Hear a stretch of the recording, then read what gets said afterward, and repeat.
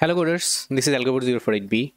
এই ভিডিও টিউটোরিয়ালে আমরা latest code forces round 991 div 3 এর প্রবলেম E3 স্ট্রিংস নিয়ে আলোচনা করব। তো প্রবলেম ডেসক্রিপশনটা অবশ্যই নিজে একবার পড়ে নিতে হবে। এখানে কি বলা হয়েছে আমি বলি। এখানে হচ্ছে যে আমার তিনটা স্ট্রিং দেওয়া থাকবে। তো প্রথম দুইটা স্ট্রিং হচ্ছে স্ট্রিং A এবং স্ট্রিং B। আর স্ট্রিং A এবং স্ট্রিং B থেকে আমার স্ট্রিং Cটা জেনারেট করা হয়েছে।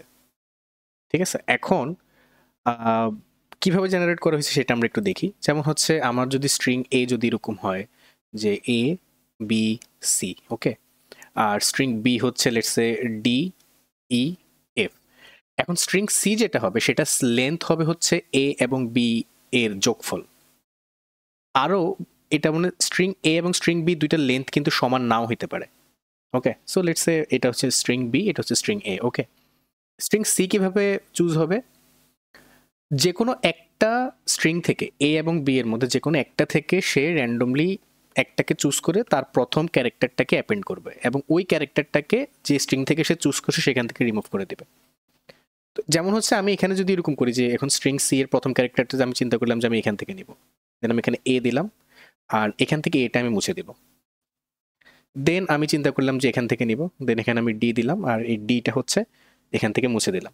দেন আমি চিন্তা করলাম ই দিব এখানে, আমি এখানে ই দিলাম আর ইটা এখান থেকে মুছে দিলাম।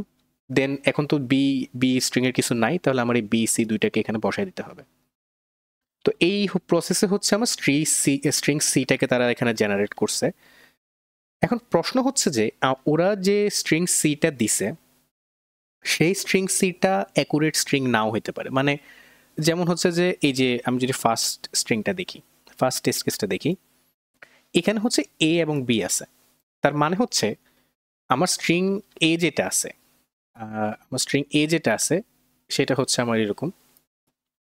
তো এটা হচ্ছে আমার স্ট্রিং এ, সেখানে হচ্ছে জাস্ট এ আছে, স্ট্রিং বি তে শুধু বি আছে। এখন স্ট্রিং সি যেটা হবে সেটা হওয়ার কথা ছিল আইদার এ বি অথবা বি এ, রাইট? বাট আমার এখানে দেওয়া আছে সি বি, তো আমার স্ট্রিং সি দেওয়া আছে সি বি। এখন এই সিবি কিন্তু এই এ বি থেকে কোনোভাবে জেনারেট করা পসিবল না। এখন আমার এ এবং বি থেকে আমি কোন কোন স্ট্রিং জেনারেট করতে পারি? আইদার হচ্ছে আমার এ এবং বি জেনারেট করতে পারি অথবা বি এবং এ জেনারেট করতে পারি। এই দুইটা অপশানই কিন্তু আমার কাছে আছে, যে এই দুইটা পসিবল জেনারেশন আমার এখান থেকে আসতে পারে। এখন ইনপুটে দেওয়া আছে সিবি, আমাকে বলতে হবে যে যে পসিবল আউটকামগুলা আসতে পারে আমার এইগুলা থেকে, তার ভিতরে কোন আউটকামটার সাথে এই সিকে কম্পেয়ার করলে মিনিমাম অমিল থাকবে। অমিল মানে হচ্ছে আই মিন সাপোজ আমি যদি এটা চিন্তা করি, এখানে এ বি, এখানে দুইটা পসিবল আউটকাম আসতে পারে, এ বি এবং বি এ। আমি যদি এ বি এর সাথে সি বি কে কম্পেয়ার করি, আমার এখানে অমিল আসতে আছে শুধু এক জায়গায়। অথবা আমি যদি এই যে বি এর সাথে সি বি কে কম্পেয়ার করি, আমার অমিল আসতেছে কিন্তু দুই জায়গায়। তাহলে মিনিমাম অমিল কোনটার জন্য আসতেছে? এটার জন্য। তাহলে এই টেস্ট কেসে অ্যান্সার কত হবে? 1। ক্লিয়ার? তো এই টেস্ট কেসে আমার অ্যান্সার, এই যে এটা যদি আমরা দেখি, এই টেস্ট কেসে আমার অ্যান্সার হচ্ছে 1। এখন আমরা যদি সেকেন্ড টেস্ট কেসটা দেখি, সেকেন্ড টেস্ট কেসে কীরকম বলা আছে? সেকেন্ড টেস্ট কেসে হচ্ছে আমার প্রথম স্ট্রিংটা দেওয়া আছে এরকম এ বি, এবং সেকেন্ড স্ট্রিংটা দেওয়া আছে সি এবং ডি। ওকে, এখন এখান থেকে আমার যে সি স্ট্রিং যেটা দেওয়া আছে, এখান থেকে আমার যে পসিবল আউটকাম কিন্তু অনেকগুলো হইতে পারে। যেমন হচ্ছে আমার এ বি সি ডি হইতে পারে, ঠিক আছে? দেন হচ্ছে এ সি ডি বি হইতে পারে, অনেক মানে ধরনের আউটকাম কিন্তু এখান থেকে হইতে পারে। আউটকামটা কিভাবে জেনারেট করতে হয় সেটা কিন্তু আমরা অলরেডি জানি। তো এখন এখানে যে আউটকামগুলো আমার এখানে আসতে পারে, এর ভিতরে আমার সি এর যে ইনপুটটা দেওয়া আছে, সি এর ইনপুটটা দেওয়া আছে হচ্ছে A C B D. Okay, ACBD দেওয়া আছে। এখন এখানে যে পসিবল আউটকাম যেগুলো আসা সম্ভব, এর ভিতরে কোন স্ট্রিংয়ের সাথে এই এসিবিডিকে কম্পেয়ার করলে মিনিমাম অমিল পাওয়া যাবে? এখন আমরা এটা স্ট্রেট ফরওয়ার্ড দেখতেছি যে এই যে স্ট্রিংটা আছে এখান থেকে কিন্তু আমি এসিবিডিকে জেনারেট করতে পারি। কিভাবে? প্রথমে হচ্ছে আমি এখান থেকে এ নিলাম, দেন হচ্ছে যে সেকেন্ডটা আমি এখান থেকে সি নিলাম, তাহলে আমার এখানে এ সি, দেন আমি হচ্ছে এখান থেকে বি নিলাম, তো এখানে আসলে A C B, then finally এখান থেকে ডি নিলাম, তাহলে আমার এখানে আসলো কি এ সি বি ডি। তো তো এই যে আমার যে সেটটা আছে, যে সেটে হচ্ছে আমার পসিবল আউটকামগুলো আসা সম্ভব, এই সেটের ভিতরে কিন্তু এসিবিডিকেও আমরা পাবো। তার মানে ওই এসিবিডির সাথে এটা কম্পেয়ার করলে আমার মিনিমাম অমিল আসতেছে, হুইচ ইজ 0। তো আমার এই টেস্ট কেসে অ্যান্সার আসবে 0। ক্লিয়ার? তো এখানে যে বাকি টেস্ট কেসগুলো আছে ওইগুলো হচ্ছে জেনারেট করে করে দেখা লাগবে, বাট আমরা তো কনসেপ্ট বুঝে গেছি। আমরা এখন সলিউশনের দিকে অ্যাপ্রোচ করি। এখন সলিউশনটা কিরকম হইতে পারে আমরা দেখি। ফার্স্ট হিন্ট সেটা হচ্ছে এই যে দেখেন এখানে হচ্ছে যে আমার যে স্ট্রিংটা দেওয়া থাকবে তার লেন্থ ম্যাক্সিমাম 10⁻³ হইতে পারে। তার মানে হচ্ছে আমার এই প্রবলেমে একটা n স্কোয়ার্ড সলিউশন কিন্তু পসিবল। এটা কিন্তু আমার লিনিয়ার টাইমে সলভ করতে হবে এমন কোনো প্রবলেম না, যেহেতু ওরা এটাও বলে দিছে যে অ্যাক্রস অল টেস্ট কেস আমার যে টোটাল এ এবং বি এর লেন্থ যেটা আছে সেটা সামেশনটা আমার 2×10³ এক্সিড কখনোই করবে না। তার মানে এটা খুবই সিম্পল যে আমি এখানে n স্কোয়ার্ড একটা সলিউশন আনতে পারি, তাতে আমার কোনো প্রবলেম হবে না। তো n স্কোয়ার্ড সলিউশন আমি আনতে পারি। এখন এখানে আরেকটা জিনিস আমরা একটু চিন্তা করি। আসলে এই যে এখানকার যে ইয়েগুলো হচ্ছে যে আমরা যতবারই পারমুটেশন কম্বিনেশন চিন্তা করি, দেখেন আমার এখানে জাস্ট দুইটা ক্যারেক্টারের যদি স্ট্রিং হয়ে থাকে আর কি, দুইটা ক্যারেক্টারের স্ট্রিংও যদি হয়ে থাকে, যেমন হচ্ছে আমার এখানে এ বি এবং সি ডি, এখান থেকে কিন্তু অনেকগুলো পসিবল আউটকাম আনা সম্ভব। ঠিক আছে, এখন আমার দেখা লাগবে কোন আউটকামের জন্য আমার সি এর সাথে মিনিমাম অমিল আসতেছে। এই টাইপসের প্রবলেম আমাদের অলওয়েজ ডিপি দিয়ে চিন্তা করতে হবে, ডাইনামিক প্রোগ্রামিং। এখন ডাইনামিক প্রোগ্রামিংয়ের বেসিকটা যদি জানা না থাকে তাহলে জিনিসটা একটু বোঝা কঠিন, বাট ডাইনামিক প্রোগ্রামিংটা হচ্ছে অন্যান্য ডাটা স্ট্রাকচার বা অ্যালগরিদমের মতো এত ট্রিকি কোনো কিছু না, এটা জাস্ট হচ্ছে একটা প্রবলেম সলভিং টেকনিক। ঠিক আছে, তো এটা শিখে নিতে পারবেন ইউটিউব থেকে বা বিভিন্ন জায়গা থেকে, অনেক রিসোর্স আছে। বাট আমি এই প্রবলেমে নিয়ে কথা বলি, এখানে আমি এক্সট্রা ডিপি নিয়ে ইন্ট্রোডাকশনে কোনো কথাবার্তা বলতে চাচ্ছি না। এখানে যদি আমরা একটা জিনিস দেখি যে ডিপিতে সবার আগে আমার স্টেট নির্ধারণ করতে হয়, যে এই প্রবলেমটাকে সলভ করার জন্য আমি স্টেট নির্ধারণ করতে পারি কিনা। এখন রিকার্সিভ ডিপি হইতে পারে অথবা ইটারেটিভ ডিপি হইতে পারে। রিকার্সিভ ডিপিটা ইমপ্লিমেন্ট করা একটু কঠিন হলেও সেটা হচ্ছে ভিজুয়ালাইজেশন করাটা একটু সিম্পল। তো আমরা হচ্ছে রিকার্সিভ ওয়েতে অ্যাপ্রোচ করব। রিকার্সিভ ওয়েতে আমার যে প্যারামিটার থাকে, আমার রিকার্সিভ মানে তো হচ্ছে আমার এখানে ফাংশনাল ওয়েতে আমার সলভ করা লাগবে। ফাংশন মানে প্যারামিটার আছে। এখন যে প্যারামিটারগুলো আমাদের টার্গেট থাকে হচ্ছে প্যারামিটারগুলোকে ডিপি এর স্টেটের ভিতরে নেওয়ার। যেমন হচ্ছে আমরা যখন ডিপি অ্যারেটা ডিক্লেয়ার করি, যেমন হচ্ছে এটা হচ্ছে একটা ডিপি অ্যারে। ঠিক আছে, তো এইখানে যে ভ্যালুগুলো আসতে পারে সেটাকে হচ্ছে আমরা প্রথম স্টেটে ধরবো, এবং এইখান থেকে যে ভ্যালুগুলো আসতে পারে সেগুলোকে হচ্ছে আমরা সেকেন্ড স্টেটে ধরবো, এবং এর সাপেক্ষে হচ্ছে আমার একটা অ্যান্সার আসবে যে ডিপিআই, যে মানে এটাকে যদি আই বলি আর কি, এটাকে যদি জে বলি, ডিপি অফ আই যে এর একটা ভ্যালু আসবে, সেটা হচ্ছে আমার এই প্যারামিটার জন্য ফাংশনের আউটপুট।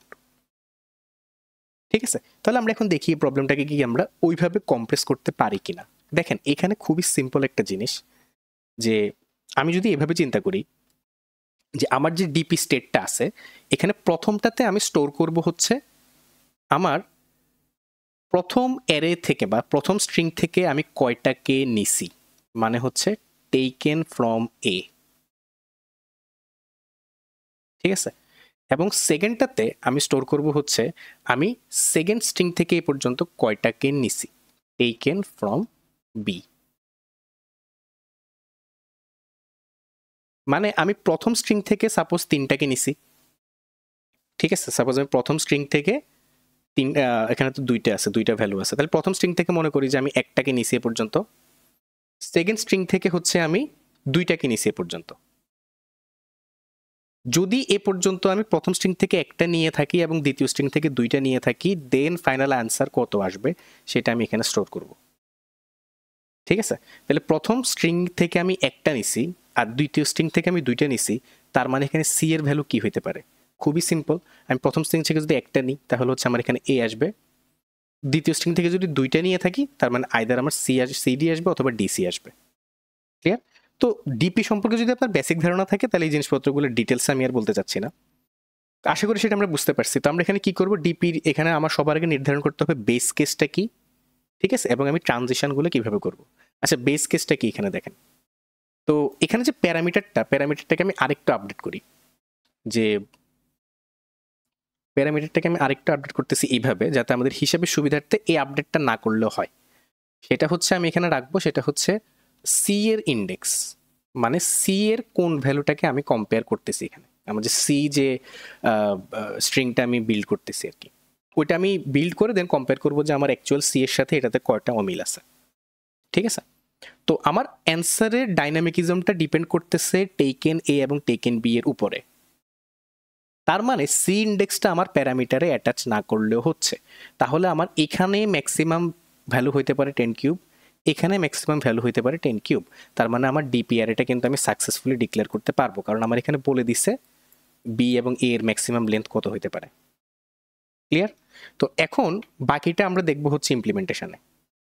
প্রথমে হচ্ছে যেহেতু এটা ডিপি প্রবলেম, আমরা যেটা করব সবার আগে স্ট্রিং তিনটাকে আমি গ্লোবালি নিব, ডিপিআর এটা গ্লোবালি নিব, তিনটার লেন্থকে আমি গ্লোবালি নিব।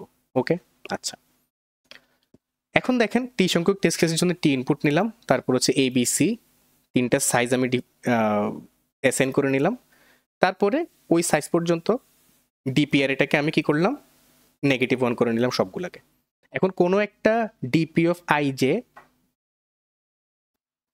তো এখন আমি হচ্ছে ডিপিআর এটা কল দিলাম। এখন ডিপিআর এটা কল দিলাম কিভাবে, সরি ডিপি ফাংশনটা ফার্স্ট স্টেট ওই যেটা বললাম প্যারামিটারের প্রথম অংশটা হচ্ছে আমি এ থেকে কয়টা নিছি, এখন আমি 0টা নিছি, বি থেকে কয়টা নিছি, এখনও 0টা নিছি, এবং আমার সি এর কারেন্ট ইন্ডেক্স কত, 0। ওকে, তো আমি কল করলাম, এবার যাই দেখি ওখানে কি কি হচ্ছে। আচ্ছা, ডিপিতে আমি যদি রিকার্সিভ ওয়েতে সলভ করতে চাই, আমার হচ্ছে সবার আগে বেস কেসটা নির্ধারণ করতে হবে, দেন হচ্ছে আমার ট্রানজিশন। তো এখানে আমরা দেখি বেস কেসটা এখানে কি হইতে পারে। বেস কেসটা এখানে হইতে পারে এরকম যে আমার যে সি এর ইন্ডেক্স যেটা আছে সেটা অলরেডি, মানে আমি তো সি বিল্ড করতে করতে যাচ্ছি, এখন সি এর ইন্ডেক্সটা হচ্ছে আমার অলরেডি ওই সি এর যে টোটাল লেন্থ ও এর থেকে এক্সিড করে গেছে, সেক্ষেত্রে কিন্তু আমার রিটার্ন করবো আমি 0, এখান থেকে আমি কিছু পাবো না। অথবা যদি আমি এ এর সবগুলোকে নিয়ে ফেলি এবং বি এরও সবগুলোকে নিয়ে ফেলি, এখানে আমি ইনফিনিট রিটার্ন করতেছি। এখন ইনফিনিট কেন রিটার্ন করতেছি, এই ডিপিটা হচ্ছে কম্পারেটিভ ডিপি, মানে আমি যখন ডিপিটা রিটার্ন করব আমি কিন্তু মিনিমাম ভ্যালুটা রিটার্ন করব। ঠিক আছে, মিনিমাম ভ্যালুটা রিটার্ন করব।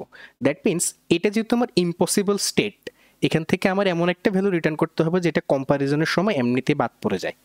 তো এই কারণে আমার এখানে ইনফিনিটটা নিতে হয়েছে, আর ইনফিনিটটা আমি প্রিডিফাইন করে রাখছি 10⁸8। ওকে, তো যদি এই স্টেটটা অলরেডি ভিজিটেড হয়, যেটা হচ্ছে ডিপির মেইন টার্নিং পয়েন্ট, যেটার কারণে সে হচ্ছে ওভারল্যাপিংটাকে অ্যাভয়েড করে, যে এটাতে যদি আমার অলরেডি ভিজিটেড হয় ওইটা -1, যদি না হয় তার মানে হচ্ছে এটা অলরেডি ভিজিটেড, এটার একটা ভ্যালু আছে, আমি এটাকে রিটার্ন করে দিব, নতুবা হচ্ছে আমার এখানে ট্রানজিশন করতে হবে। রেজাল্ট এ মানে হচ্ছে আমি যদি এখান থেকে দুইটা অপশান, আমি এখান থেকে আইদার এ এর থেকে প্রথম ভ্যালুটা নিব অথবা বি এর থেকে প্রথম ভ্যালুটা নিব। এর থেকে যদি প্রথম ভ্যালুটা নিই তাহলে সেটা আমি কত আসবে অ্যান্সার সেটা এখানে স্টোর করবো, বি এর থেকে হলে এখানে স্টোর করব। এখন অপশান দুইটা, এ এর থেকে নিতে পারি অথবা বি এর থেকে নিতে পারি। এর থেকে এখন যদি এরকম হয় যে আমি এ এর থেকেও নেওয়ার অপশান আছে, বি এর থেকে নেওয়ার অপশান আছে, সেক্ষেত্রে কি করব, আমি এ এর থেকেও নিব বি এর থেকেও নিব, দেন কম্পেয়ার করে ওইটাকে হচ্ছে আমি স্টোর করে রিটার্ন করে দেবো মিনিমামটাকে। অথবা যদি আমার শুধু এ এর থেকে নেওয়ার সুযোগ থাকে শুধু এ এর থেকে নিব, যদি বি এর থেকে নেওয়ার সুযোগ থাকে শুধু বি এর থেকে নিব। এখন কিভাবে নিচ্ছি আমি, ওকে আমরা দেখি। তো এখানে আমরা একটু ভালো করে দেখি, সাপোজ আমার এরকম আছে যে কারেন্ট যে প্যারামিটারটা হচ্ছে এরকম, টেকেন অফ এ এর ভ্যালু হচ্ছে 2 আর টেকেন অফ বি এর ভ্যালু হচ্ছে 3, সি ইন্ডেক্সের ভ্যালু হচ্ছে লেটস সে 5। তার মানে হচ্ছে আমি এ থেকে, সাপোজ এখানে এ স্ট্রিং এর হচ্ছে কিছু ক্যারেক্টার আছে, বি স্ট্রিং এর কিছু ক্যারেক্টার আছে, ঠিক আছে, সিটা হচ্ছে আমি ফর্ম করতেছি, সি ইন্ডেক্স 5 আছে, তার মানে কি সি ইন্ডেক্স 5 মানে হচ্ছে সি এর 5th ইন্ডেক্সটা আমার এখন ফিল আপ করতে হবে, 0 1 2 3 4 5 এগুলো অলরেডি ফিল আপ করা আছে, এখানে আমি কিছু না কিছু বসাইছি। ঠিক আছে, এই ভ্যালুটাকে আমার এখন বসাইতে হবে। ওকে, আর এটাতে 2 আছে এটাতে 3 আছে, তার মানে হচ্ছে আমি প্রথম অ্যারে থেকে অলরেডি 2টা ভ্যালু নিছি, দ্বিতীয় স্ট্রিং থেকে আমি অলরেডি 3টা ভ্যালু নিছি। এখন এই ভ্যালুটা আমি কোত্থেকে নিব, আমি কি এখান থেকে নিব নাকি হচ্ছে আমি এখান থেকে নিব, সেটা হচ্ছে কোশ্চেন। তো আমি এখান থেকে নিয়ে যদি পাঠাই তাহলে পরের প্যারামিটারটা কি হবে? পরের প্যারামিটারটা হবে এটা হয়ে যাবে 3, কারণ আমি এখান থেকে 3টা নিলাম, কারণ আমি সাপোজ এখান থেকে নিচ্ছি, আর এটা থাকবে 3 এবং সি ইন্ডেক্স হয়ে যাবে 6। কেন? এটাতে তো আমি একটা নিয়ে ফেলছি, যে এটা, দেন আমার 6 এর জন্য সার্চ করতে হবে। একই রকম ভাবে আমি যদি বি এর জন্য নেই তাহলে এটা থাকবে 2, এটা হয়ে যাবে 4, এটা হয়ে যাবে 6।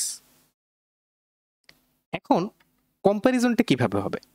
আমার ইনপুটে একটা সি দেওয়া আছে না, তো ওই ইনপুটের সিটা সাপোজ এই যে এটা, ঠিক আছে?